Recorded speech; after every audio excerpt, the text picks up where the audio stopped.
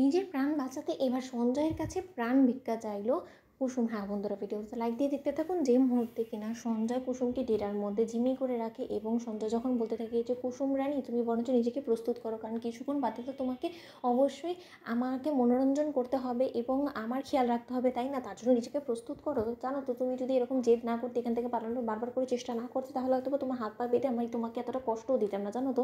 কিন্তু জানো তো আমার মনটা খুব বেশি আনচান করছে যে কখন আমি তোমাকে আমার নিজের করে পাবো। অন্যদিকে যখন কুসুম বলতে থাকে যে আপনাদের মতন এরকম অসুরদেরকে বধ করার জন্য আমি চণ্ডীরূপ অবধি ধারণ করতে রাজি আছি, এই আমি বলে রাখলাম। আপনি এখনও পর্যন্ত কুসুমকে কিন্তু সম্পূর্ণরূপে চিনে উঠতে পারেনি। কুসুম কিন্তু এতটা দুর্বল নয়।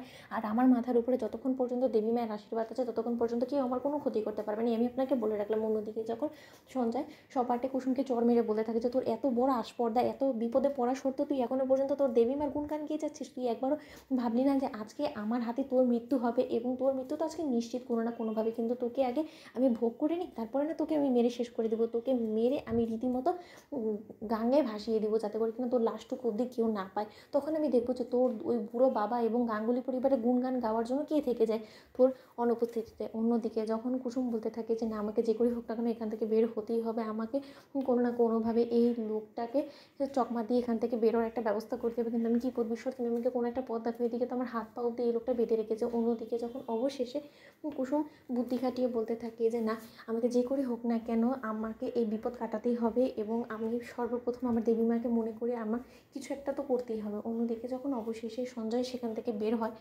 বাইরে, ঠিক সেই সুযোগটাকে কাজে লাগিয়ে কুসুম যখন হাতের সামনে থাকা একটা ব্লেড হাতে নিয়ে যখন নিজের পায়ে এবং হাতে রশি কেটে ফেলে এবং কেটে ফেলা মাত্রই সঞ্জয় সেখানে ভুলে রেখে যাওয়া সেই ফোনটাকে নিয়ে যখন কুসুম বলতে থাকে যে করেই হোক না কেন সঞ্জয়বাবু এখানে চলে আসার আগে আমাকে যে করেই হোক আমার বাড়িতে একবার হলেও সকলকে আমি কোথায় আছি সেই সম্পর্কে আমাকে ফোন করে জানাতে হবে, নয়তো বা আমাকে বিপদের হাত থেকে কেউ উদ্ধার করতে পারবে না। অন্যদিকে যখন কুসুম বলতে থাকে যে বাবাকে বলবো, না না বাবাকে বললে বাবার দুশ্চিন্তায় হয়তো বা বাবার যদি কোনো কিছু ক্ষতি হয়েছে তাহলে আমি কী করবো, না কিন্তু আমি কাকে বলবো, আমাকে যে করেই হোক না কেন কাউকে না কাউকে তো অবশ্যই বলতে হবে। অন্যদিকে যখন কুসুম বলতে থাকে যে ঈশানবাবু, না না আজকে তো ঈশানবাবুর এঙ্গেজমেন্ট, আমি বরঞ্চ আয়ুষবাবুকে ফোন করি। অন্যদিকে যখন ভরা এঙ্গেজমেন্ট অনুষ্ঠানের মধ্যে আয়ুষকে আননোন নাম্বার থেকে কুসুম কল করতে থাকে, ঠিক সেই মুহূর্তে আয়ুষ বলতে থাকে যে হঠাৎ করে বারবার করে এই আননোন নাম্বার থেকে কেন আমাকে কল করছে।